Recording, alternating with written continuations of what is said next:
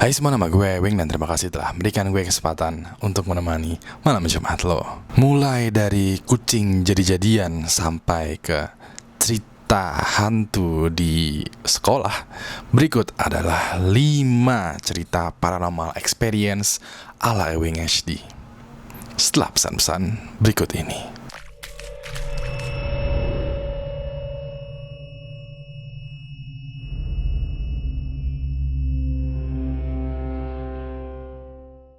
Dukung Ewing HD untuk terus membuat video seperti malam Jumat dan malam Minggu dengan cara membeli official merchandise Ewing HD di Tokopedia. Sudah cek Ewing HD di Tokopedia belum? Lagi ngetren ya cerita-cerita paranormal experience, dan bisa dibilang nih gue agak telat untuk ikutan dalam tren ini. Banyak YouTubers yang matiin lampu kamar, dan nyalain lampunya, terus mulai bercerita mengenai pengalaman horornya. Well, itu udah giliran mereka. Sekarang giliran Ewing HD nih untuk bercerita tentang paranormal experience. Gue mau nih lo tonton dan perhatikan baik-baik cerita yang bakalan gue kasih tahu ke lo. Karena 3 dari 5 cerita ini adalah cerita palsu. Nanti di akhir video gue mau lo pikirkan baik-baik, lo teliti, lo analisa sekiranya mana 2 cerita yang beneran terjadi. Tulis pilihan lo dan alasannya di kolom komentar, oke? So, pasang mata dan telinga baik-baik, karena gue yakin banget banyak tipuan di dalam video ini. Kalau udah siap, langsung aja cek cuplikan berikut ini. Kelima, gadis meong. Jadi ceritanya begini nih, waktu gue masih kuliah semester 5 dan 6, gue ikutan magang di suatu lembaga psikologi di daerah Mall Metropolitan, agak kesana dikit. Lo kalau orang Bekasi pasti tahu deh, kayak ada semacam rukan-rukan gitu, lo tahu pasti. Suatu hari nih gue pulang agak telat karena gue nanggung banget kerjaannya, tinggal 3/4. Ya udahlah, gue kerjain aja sekarang, tinggal 1/4 lagi toh. Jadi gue yang biasanya keluar bareng teman itu jam sekitar 5:30 itu udah keluar kantor. Ini gue keluar kantor jam 6:30. Pas sekitar jam 6:20 lah istilahnya ya, hampir 6:30, gue keluar kantor dan menuju ke tempat parkiran. Dan parkiran tuh agak jauh dari kantor, karena parkiran karyawan tuh agak sebelah sana, dan parkiran klien itu ya jelas-jelas di depan kiosnya. Nah, gue jalan menuju tempat parkir. Di tempat parkir, pas gue mau masukin kunci motor, gue mendengar suara kucing. Anak kucing? Iya, suara anak kucing yang lagi takut, stres, mencari induknya, mencari perhatian gitu. Kan kita sebagai orang gitu ya, dan gue sebagai pecinta kucing gitu, dengar suara anak kucing yang seperti ini tuh kayak, aduh, kasihan banget gitu. Gue berasumsi bahwa anak kucing ini tuh butuh bantuan. Jadi ya udah, gue mencoba lihat sekeliling mencari sumber suara anak kucing itu. Tapi di sekitar gue tuh lagi sepi, karena orang-orang lagi pada sholat maghrib mungkin. Jadi cuman gue sendirian doang nih yang ada di parkiran, dan gue nggak ngeliat ada anak kucing di sini. Dan akhirnya gue sadar bahwa anak kucing itu ada di balik tembok yang memisahkan gue dengan jalanan. Begini nih ilustrasinya itu seperti ini ya, gue kasih lihat. So, jadi begini ilustrasinya nih. Ini kalau dilihat dari atas ya. Jadi ini ada temboknya. Temboknya itu panjang, melintang begitu.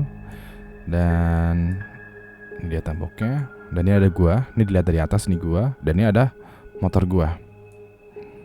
Nah, gue berdiri di sini, dan di sini ada tembok, dan gue mencari sumber suara kucing di sekitar gue sini.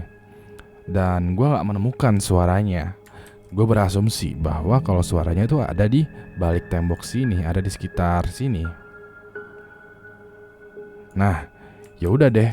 Gue mulai jalan dari sini ke sini sampai ke ujung tembok, dan akhirnya nanti munculnya tuh pengennya tuh di sini nih. Nah, ini kalau dilihat dari depan, ini ada tembok yang memisahkan gua dengan gang di sebelah. Temboknya tuh sekitar 3 meter, dan ini ada gua berdiri di sini.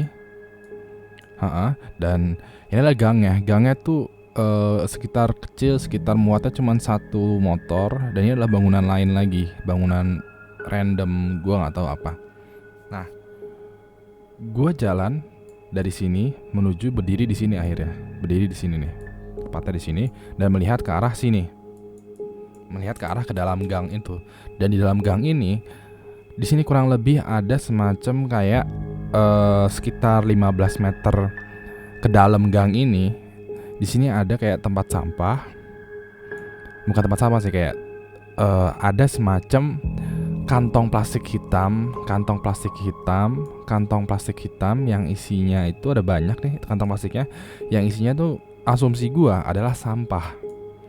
Dan di dekat situ ada cewek pakai baju long dress, nggak long dress sih, jadi baju dress yang dressnya itu selututnya, baju putih, nyeker. Gue bisa lihat di kakinya tuh nggak pakai sepatu, karena kalau sepatu kan pasti warnanya beda dengan warna kulit.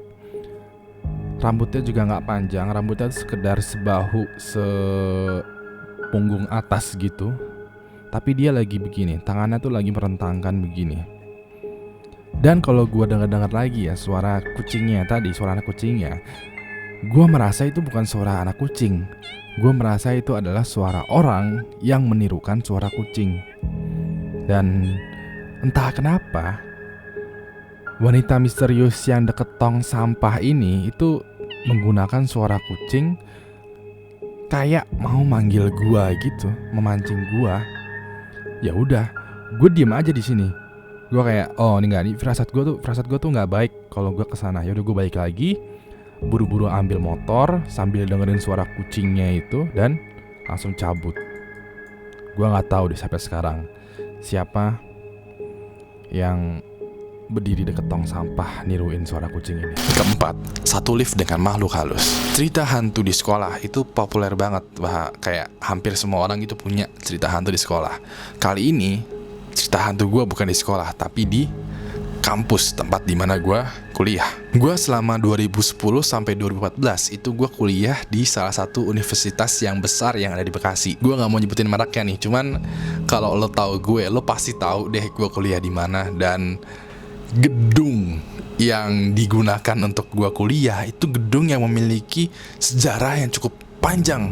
Beneran, hampir semua orang Bekasi tahu. Lebih hebat lagi ya, kalau lo search nama kampus dan gedungnya di Google, tambahin kayak cerita horor di kampus gua, lu bakal nemu suatu grup di Kaskus yang isinya itu berbagai macam pengalaman horor yang terjadi di kampus. Jadi gua nggak sendirian. Jadi emang kampus ini tuh emang udah terkenal sebagai tempat yang agak-agak creepy gitu. Salah satu pengalaman yang gue alami sendiri adalah satu lift dengan makhluk halus yang gue rasa ya seperti itu. Singkat ceritanya. Jadi ceritanya begini nih. Jadi kebetulan internet di rumah gue tuh emang lagi rada lemot waktu itu, lagi putus nyambung lah, lagi nggak enak. Dan ya udah, gue ngerjain tugasnya di kampus dan itu mengakibatkan gue sering pulang sekitar jam 6:30 atau jam 7 malam. Nah waktu itu gue udah selesai nih ngerjain tugas. Gue beres-beresin buku, masukin buku, kertas-kertas ke dalam tas, masukin juga laptop, dan ya udah siap-siap mau pulang. Waktu itu gue dari lantai 4 mau menuju ke lantai dasar, ke lobby. Ya udah, gue jalan menuju lift dan gue tekan tombol bawah. Gak lama kemudian liftnya tuh muncul dan pintunya kebuka. Dari situ gue ngelihat ada 4 orang, 2 cewek 2 cowok, dan gak tau deh, kayaknya gue gak kenal mereka dan mereka kayaknya juga gak saling kenal. Dan gue mau masuk, cuman ada si cowok tuh satu bilang, liftnya mau ke atas mas. Dan gue mikir, oh ya udah, nggak apa-apa deh, gue masuk dulu ke atas, ke lantai 6, baru turun ke lantai 1. Toh sama-sama juga kan nanti kalau gue tunggu, iya sama-sama juga lah pokoknya. Ya udah, gue masuk deh. Dan sekarang di lift itu ada 5 orang. Dipencet tombol tutup pintu dan pintunya itu ketutup. Sekarang liftnya naik dari lantai 4 ke lantai 5. Waktu di lantai 5 pintunya kebuka, ternyata ada 2 orang lagi nunggu di lantai 5 masuk. Dan gue sempet berfirasat ya, ini liftnya muat gak ya? Karena batas lift itu 8 orang dan ini ada 7 orang. Biasanya tuh penuh lah atau gimana tuh, akhirnya bella tuh bunyi liftnya. Cuman ketika 2 orang masuk, sekarang total ada 7. Pintunya ketutup dan nggak ada bel yang bunyi. Berarti kan liftnya masih kuat untuk ngangkat. Pas di lantai 6, pas di lantai 6 nih, iya pas di lantai 6, lift pintunya tuh kebuka dan di hadapan kita tuh nggak ngeliat apa-apa. Cuman ya udah gelap, tapi nggak gelap hitam seperti ini, nggak gelap hitam seperti ini, nggak gelap senja merah yang indah seperti anime gitu, enggak, tapi gelapnya tuh gelap biru, gelap mendung. Sistemnya lift ya, kalau menurut gua nih, lift itu bakalan berhenti di satu lantai kalau dipencet tombolnya. Kalau nggak dipencet dia bakalan skip. Let's say kalau dari lantai 1 ke lantai 6, kalau nggak ada yang mencet di lantai 3, liftnya tuh nggak akan berhenti di lantai 3, jadi langsung lantai 1 ke lantai 6. Sekarang ini di lantai 6 tuh kebuka, tapi nggak ada yang nungguin. Gue berpikiran seperti itu, dan ya udah, karena lama pintunya kebuka dan gak ada yang masuk, pintunya otomatis ketutup dong. Pas hampir tinggal dikit lagi gitu, bunyi belnya. Yap, bunyi bel liftnya tuh kenceng banget, kayak alarm yang ngebuat orang panik. Dan gue merasa kayak ada nada kemarahan gitu, kayak seperti inilah gitu, kayak what the hell, kayak menyuruh kita untuk keluar dari lift. Dan salah satu cewek, si penumpang lift ini bilang, keluar yuk, lari lewat tangga aja. Nah, akhirnya mereka berdua lari dan kita berlima ikutan lari juga, keluar ke bawah menggunakan tangga. Jadi pas besok ya, pas hari kuliah seperti biasa, pagi-pagi itu jam 9, jam setengah 9, gue di lift, gue depan lift ya, gue depan lift, dan di depan lift itu udah ada orang yang ngantri, biasa lah ngantri lift mau naik ke atas. Pas gue datang, liftnya juga pas kebuka, orang-orang keluar dari lift dan kita yang ngantri masuk ke dalam lift.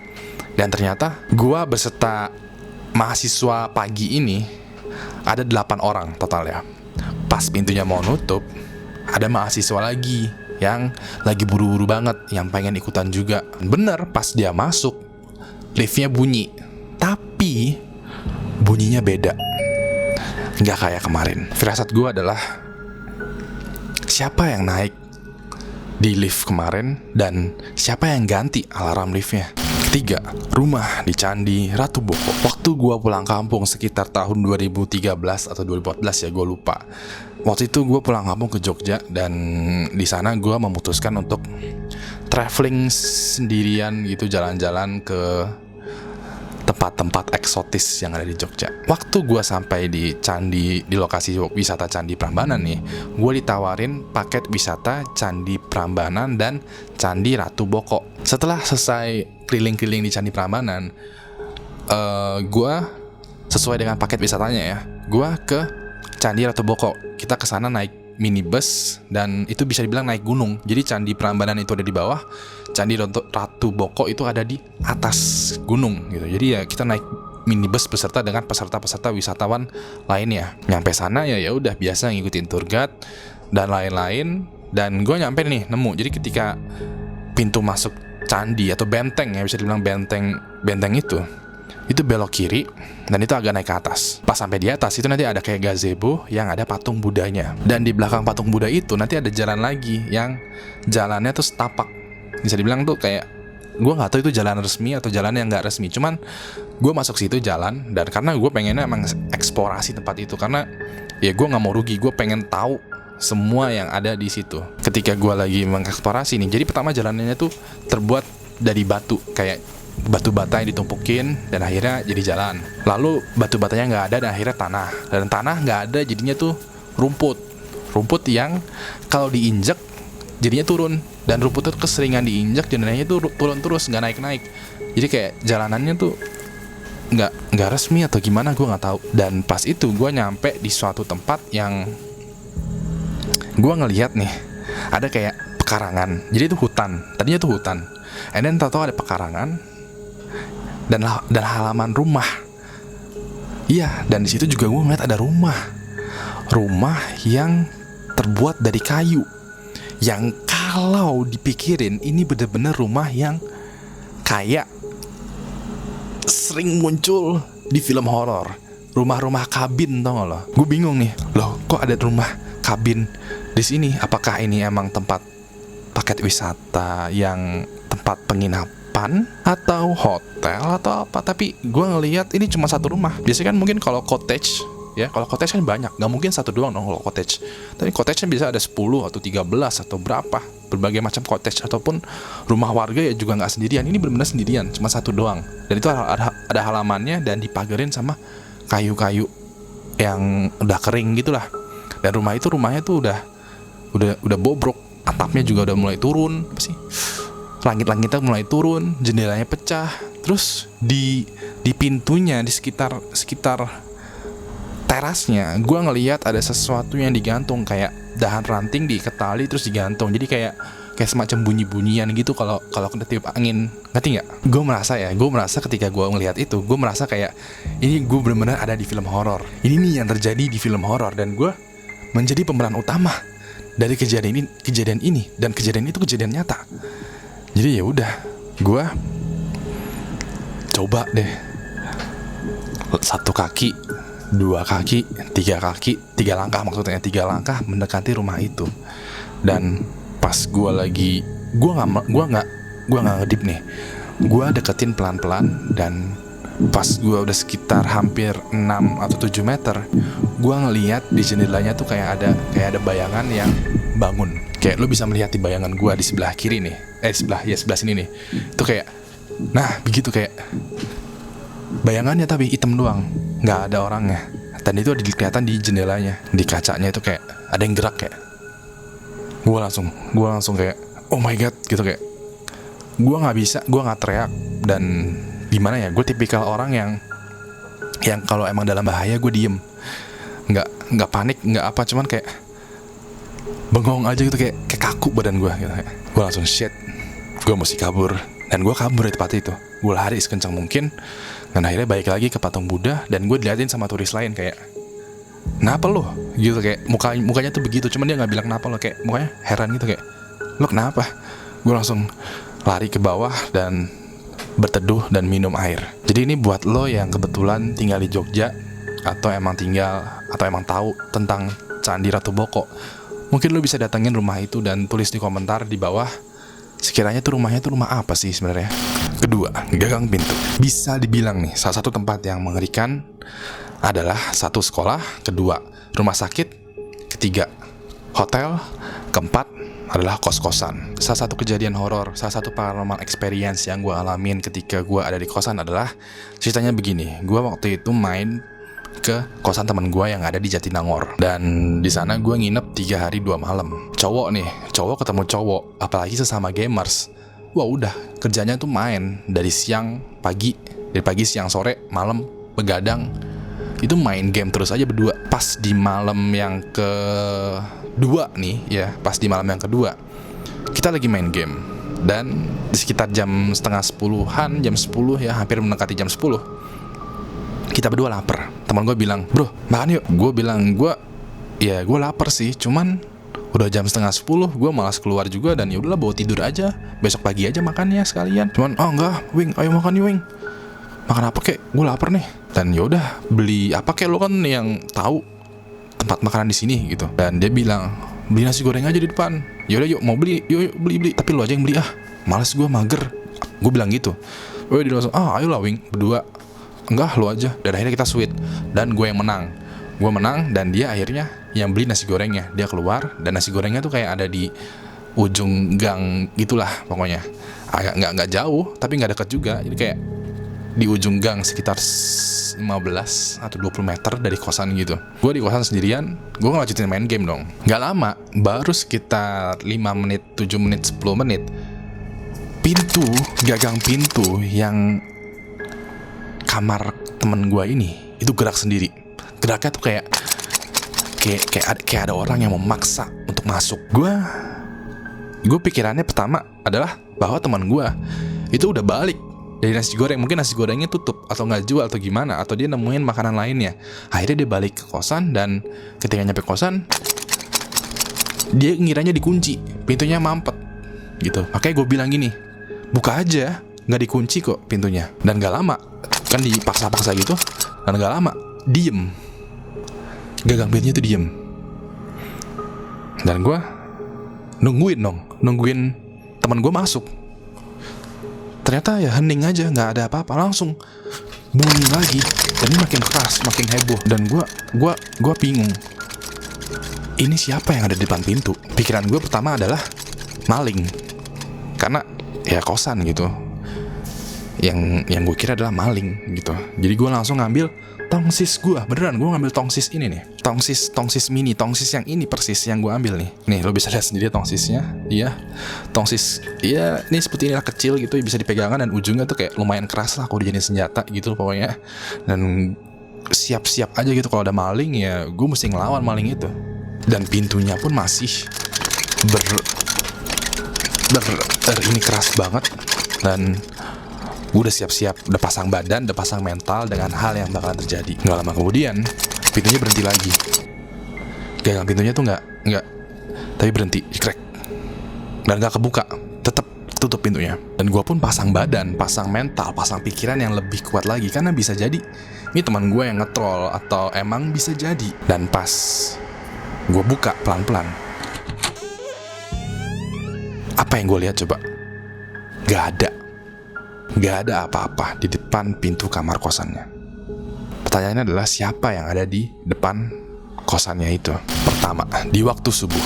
Lo tahu gak sih kalau di waktu subuh itu sekitar jam 3 sampai jam 4 pagi, itu pernah denger gak?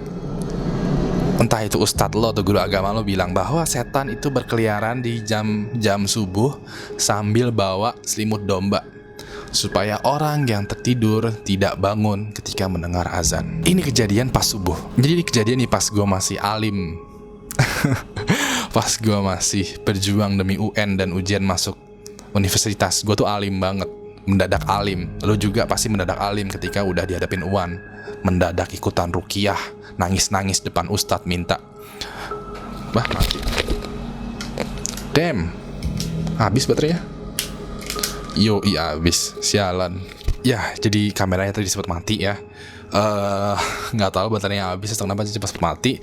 Dan jadi ceritanya ini waktu itu pas gue lagi pas alim nih, pas lagi zamannya gue alim, pas zamannya gue UN 2010 itu UN ujian universitas itu tuh gue alim banget men. Jadi waktu itu tuh gue biasa sholat subuh di masjid.